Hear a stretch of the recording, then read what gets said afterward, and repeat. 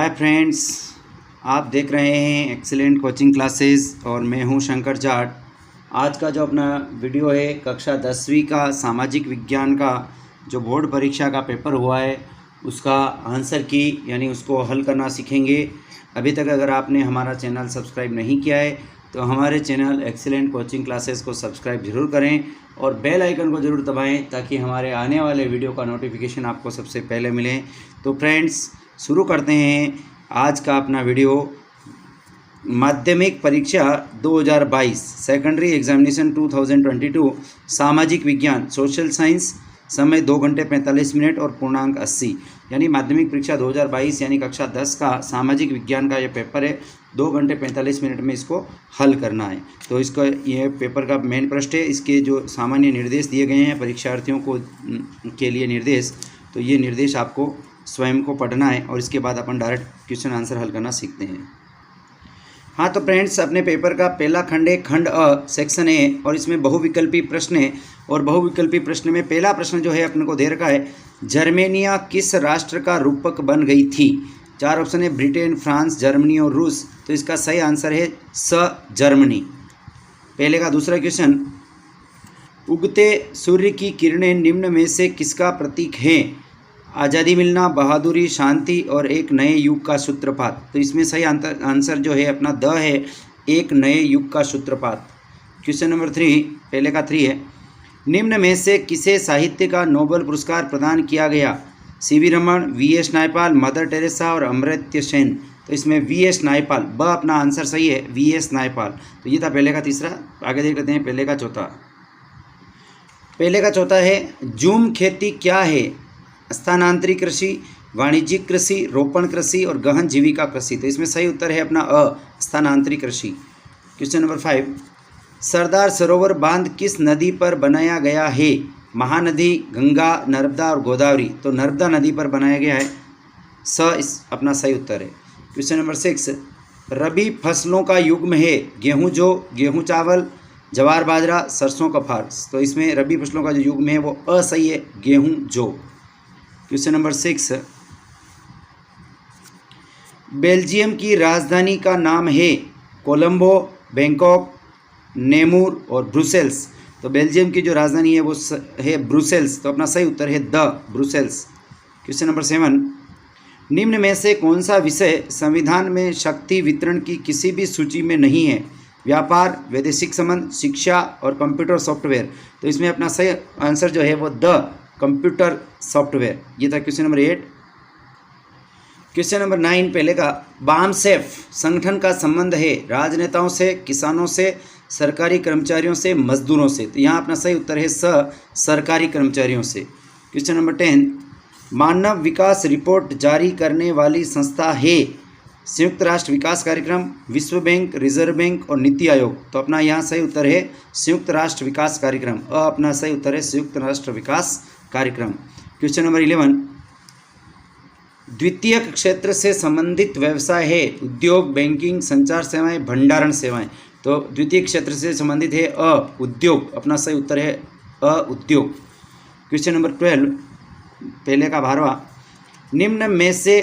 निम्न में कौन सा देश सस्ता विनिर्माण केंद्र का उदाहरण है। इंग्लैंड, चीन, ऑस्ट्रेलिया और अमेरिका। तो यहाँ अपना सही उत्तर है ब, चीन। तो ये पहले के अपने 12 ऑब्जेक्टिव टाइप क्वेश्चन थे, ये हल किया। आगे देख लेते हैं क्वेश्चन नंबर 2। क्वेश्चन नंबर 2 है, रिक्त स्थान की पूर्ति कीजिए। तो इसमें आपको रिक्त स्थान वाले क्वेश्चन दे रखे हैं। उन सभी 6 जो क्वेश्चन है उसमें रिक्त स्थान में सही शब्द भरना है।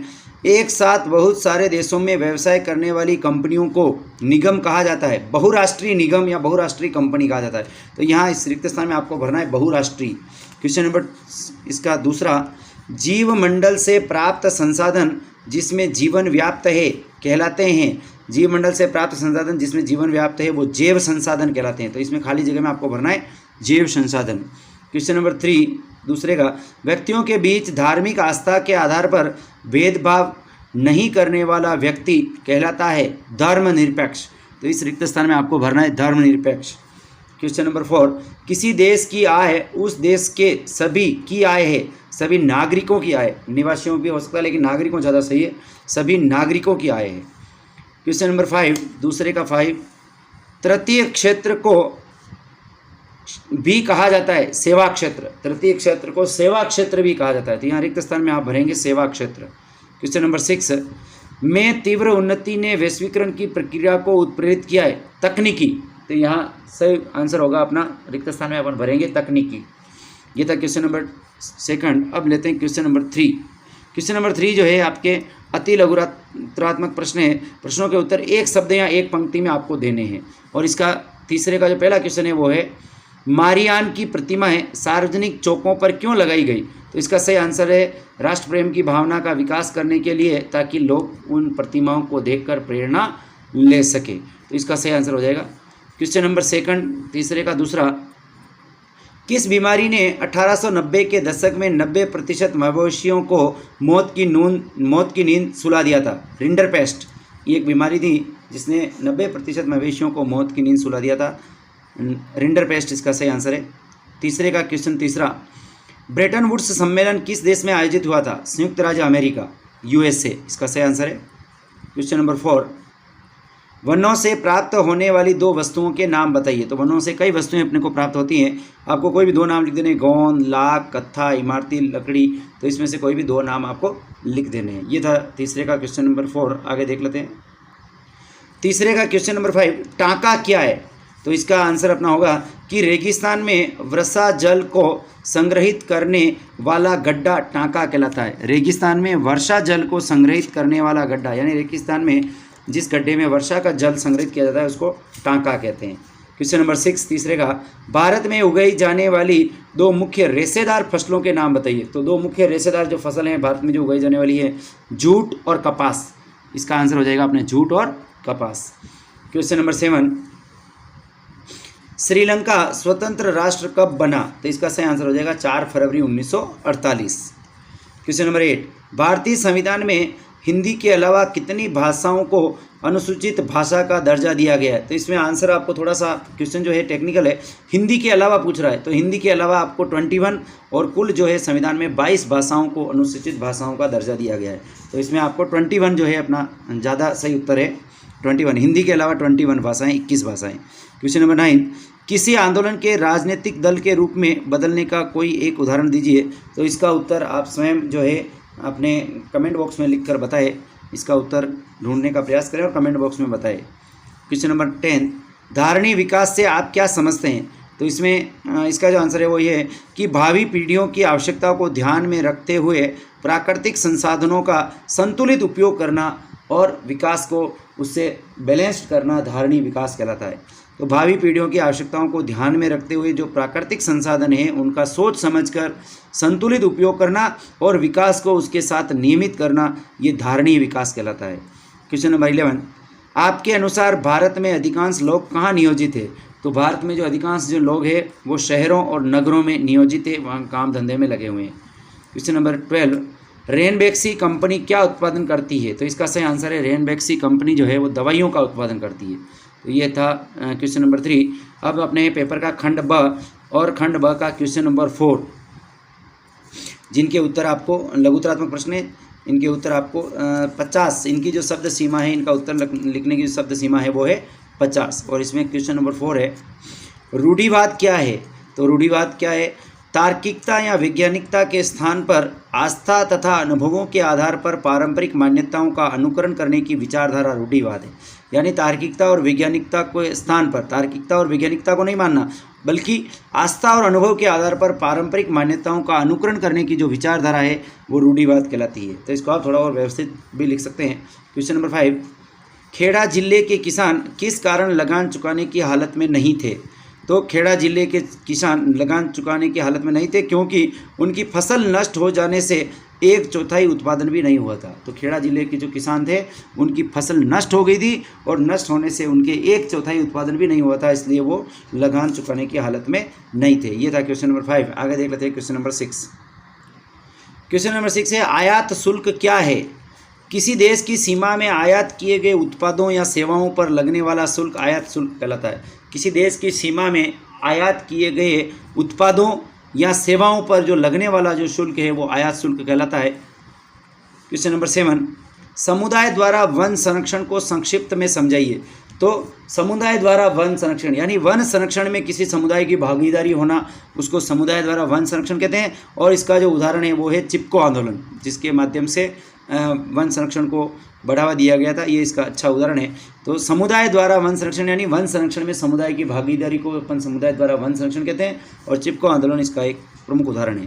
क्वेश्चन नंबर 8, भारत के जल संसाधन मंत्री के रूप में यदि आपको एक नदी घाटी परियोजना का मसौदा तैयार करने को कहा जाए तो आप किन किन बिंदुओं का ध्यान रखेंगे? तो चूँकि नदी घाटी परियोजना का मसौदा तैयार करना है तो उसके जो 4-5 मुख्य बिंदु हैं उनका अपन को ध्यान रखना होगा। पहला बिंदु बाढ़ नियंत्रण तथा मृदा संरक्षण, दूसरा बिंदु सिंचाई सुविधा का विस्तार, तीसरा बिंदु जल विद्युत का निर्माण, और चौथा बिंदु औद्योगिक विकास। तो इन चारों बिंदुओं का ध्यान रखते हुए हम एक नदी घाटी परियोजना का मसौदा तैयार करेंगे। क्वेश्चन नंबर 9,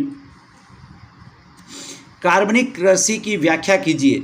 तो वह कृषि जिसमें रासायनिक खाद, कीटनाशक, खरपतवार नाशक या वृद्धि नियंत्रकों का प्रयोग नहीं करके जीवाश्म युक्त खाद का प्रयोग कर दीर्घकालीन स्थिर उपज प्राप्त की जाती है, उसे कार्बनिक कृषि कहते हैं। तो कार्बनिक कृषि का सीधा सा उदाहरण है कि उसमें खरपतवार, रासायनिक खाद, कीटनाशक, खरपतवार नाशक या वृद्धि नियंत्रक जो है उनका प्रयोग नहीं करते हैं, बल्कि उनकी बजाय जीवाश्म युक्त खाद का प्रयोग करते हैं और इससे दीर्घकालीन स्थिर उपज प्राप्त की जाती है, उसको अपन कार्बनिक कृषि कहते हैं।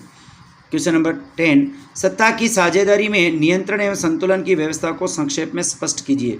तो शासन के प्रत्येक अंग को दूसरे अंग की शक्तियों में साझेदार बनाना, यानी शासन का जो प्रत्येक जो अंग है दूसरे अंग की जो शक्तियाँ हैं उसमें उसको साझेदार बनाना, उसका जो सहभागी बनाना, ये जो है सत्ता में साझेदारी का नियंत्रण और संतुलन कहलाता है। और शक्ति के प्रयोग से इसको सीमित और नियंत्रित किया जा सकता है।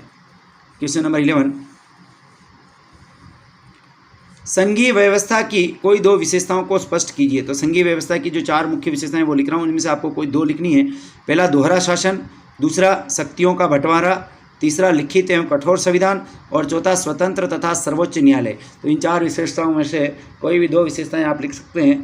क्वेश्चन नंबर 12, आपके मतानुसार वर्ग विशेष के हित समूह और जन सामान्य के हित समूह में क्या अंतर है? उदाहरण सहित समझाइए। तो वर्ग विशेष के हित समूह, नाम से स्पष्ट है, ऐसे समूह, ऐसे हित समूह जो किसी वर्ग विशेष के लिए काम करते हैं उनको वर्ग विशेष के हित समूह कहते हैं। और जन सामान्य के हित समूह जो होते हैं वो संपूर्ण समाज के लिए काम करते हैं। इसका उदाहरण जैसे डॉक्टरों का समूह, चिकित्सकों का समूह, शिक्षकों का समूह जो स्पेशल उस केवल वर्ग के लिए काम करता है, शिक्षकों का समूह जो है शिक्षकों के लिए काम करता है। इसी तरह संपूर्ण समाज के लिए जो काम करने वाला समूह है वो आपका जन सामान्य के लिए काम करने वाला हित समूह कहलाता है, जो शिक्षक, चिकित्सक सबके लिए एक साथ या संपूर्ण समाज के लिए, सामान्य व्यक्ति के लिए भी काम करता है, उसको कहते हैं जन सामान्य का हित समूह। क्वेश्चन नंबर 13, गैर नवीकरणीय साधन से आप क्या समझते हैं? तो वे संसाधन नवीनीकरण संभव नहीं है जिनका नवीनीकरण संभव नहीं है। तो गैर नवीनीकरणीय संसाधन वे होते हैं जिनका नवीनीकरण संभव नहीं है। ये वृहद होते हुए भी सीमित है। तो ये देखने में तो हमको लगते हैं कि इनके ये जो संसाधन है काफ़ी हैं, वृहद मात्रा में है, लेकिन वास्तव में ये सीमित है क्योंकि इनका नवीनीकरण नहीं किया जा सकता। इनके उदाहरण है तेल, कोयला, खनिज, लोहा आदि। क्वेश्चन नंबर 14, प्राथमिक क्षेत्र की कोई 2 गतिविधियों के उदाहरण दीजिए। तो प्राथमिक क्षेत्र में एक तो खनन, वानिकी, कृषि और मछली पकड़ना। 4 उदाहरण लिखिए, आप कोई भी 2 लिख सकते हैं। खनन, वानिकी, कृषि और मछली पकड़ना, ये जो है प्राथमिक क्षेत्र की गतिविधियां हैं। तो ये था क्वेश्चन नंबर 14। आगे देख लेते हैं क्वेश्चन नंबर 15। क्वेश्चन नंबर 15 है, स्वयं सहायता समूह के कोई 2 लाभ लिखिए। तो स्वयं सहायता समूह के 2 लाभ है। पहला, इससे बचत की आदत का विकास होता है। जो निम्न वर्ग होते हैं, गरीब वर्ग होते हैं, अल्प आय वाले वर्ग होते हैं, उनमें बचत की आदत का विकास होता है। और दूसरा, इसमें स्वयं सहायता समूह के माध्यम से आपातकालीन या किसी उत्पादन कार्य हेतु ऋण की उपलब्धता हो जाती है। यानी स्वयं सहायता समूह से अपन लोन ले सकते हैं, ऋण ले सकते हैं।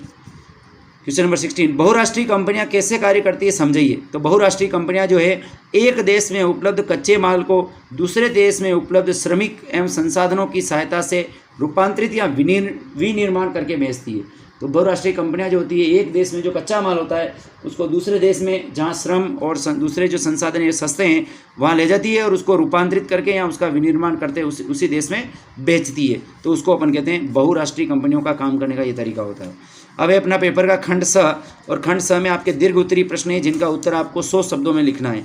तो इसमें पहला क्वेश्चन है अपना क्वेश्चन नंबर 17, अर्नस्ट रेनन के अनुसार राष्ट्र क्या है? अर्नस्ट रेनन के अनुसार राष्ट्र क्या है? तो ये भी अपन देख लेते हैं।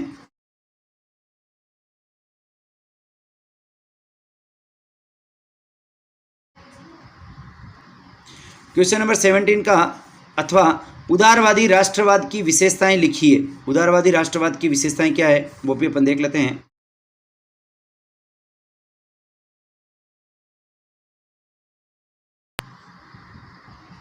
क्वेश्चन नंबर 18, समाप्यता के आधार पर संसाधनों का वर्गीकरण कीजिए। तो समाप्यता के आधार पर संसाधनों को दो भागों में बांटा गया है, नवीनीकरण योग्य और अनवीनीकरण योग्य, और इनका विस्तृत विवरण जो है आपको स्वयं को लिखना है। अगर आपको ये इसका विवरण नहीं लिख पाएँ और डिटेल में इसकी जानकारी चाहिए तो आप कमेंट बॉक्स में ज़रूर बताएं ताकि आपको उपलब्ध करवाई जा सके। अब देख लेते हैं अपन इसका अथवा। क्वेश्चन नंबर 18 का अथवा है, मृदा अपरदन किसे कहते हैं, इसके कारण व संरक्षण के उपाय लिखिए। 3 नंबर का क्वेश्चन है, इसमें आपको मृदा अपरदन की परिभाषा और इसके कारण और संरक्षण के उपाय लिखते हैं, तो ये भी देख लेते हैं।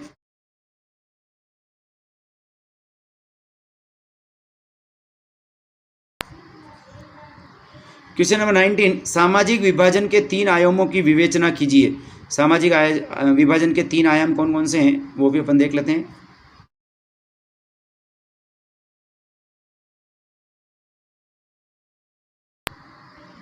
क्वेश्चन नंबर 19 का अथवा सामाजिक भेदभाव की उत्पत्ति को स्पष्ट कीजिए। सामाजिक भेदभाव की उत्पत्ति, इसको स्पष्ट करना है, तो ये भी अपन इसका आंसर भी देख लेते हैं।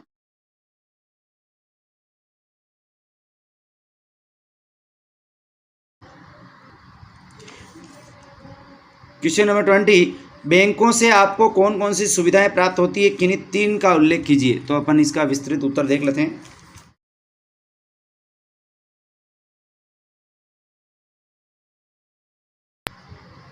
इसका अथवा, बैंक जमा राशि के एक बड़े भाग को ऋण देने के लिए इस्तेमाल करते हैं। क्या आप इस कथन से सहमत हैं? अपने मत की विवेचना कीजिए।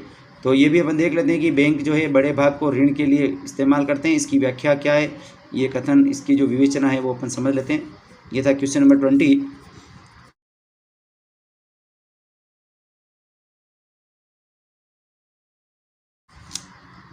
अब आ जाता है अपने पेपर का खंड द।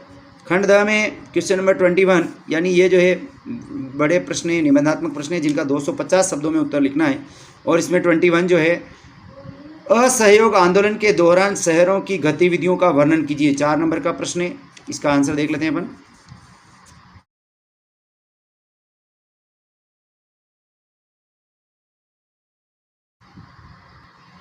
क्वेश्चन नंबर 21 का अथवा, महात्मा गांधी ने अस्पृश्यता का उन्मूलन करने के लिए क्या क्या कार्य किए। महात्मा गांधी ने अस्पृश्यता यानी छुआछूत, उसका उन्मूलन करने के लिए क्या क्या कार्य किए, यानी दलित वर्ग के उत्थान के लिए क्या क्या कार्य किए, इसको अपन समझ लेते हैं।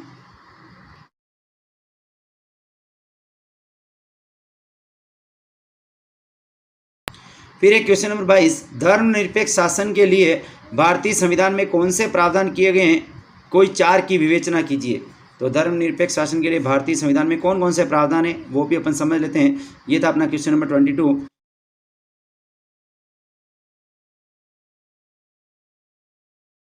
क्वेश्चन नंबर 22 का अथवा, भारत में महिलाओं की स्थिति अभी भी पुरुषों से काफ़ी पीछे है, क्यों, कोई 4 कारण स्पष्ट कीजिए। तो महिलाओं की जो स्थिति है पुरुषों से काफ़ी पीछे है, इसके कोई 4 कारण क्या है, तो अपन इस प्रश्न को भी समझ लेते हैं।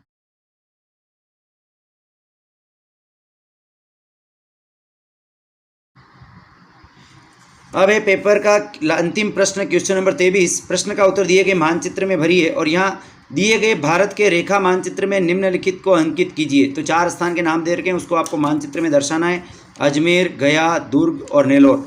इसके अथवा में दे रखा है क्वेश्चन, दिए गए भारत के रेखा मानचित्र में निम्नलिखित को अंकित कीजिए। नरोरा, रावतभाटा, तारापुर और कलपक्कम। तो इनको आपको दर्शाना है। इसके साथ ही ये पेपर अपना समाप्त हो गया है। तो हमने इस सामाजिक विज्ञान का जो पेपर आज दिनांक 18 अप्रैल 2022 को हुआ है, राजस्थान बोर्ड की जो एग्ज़ाम हुई है उसका ये कक्षा 10 का सामाजिक विज्ञान का पेपर है, उसको अपन ने हल करने का प्रयास किया है। सभी प्रश्नों के सही उत्तर निकालने की पूरी कोशिश की है, फिर भी आप बोर्ड द्वारा जारी जो अधिकृत आंसर की है उसी को सही माने। और इस वीडियो को आप लाइक करें, शेयर करें और अपने मित्रों के साथ शेयर करें। और वीडियो अगर अच्छा लगा है तो उसको कमेंट बॉक्स में आप अपने अनुभव से हमें ज़रूर बताएं। पुनः मिलेंगे एक नए वीडियो के साथ। Thank you.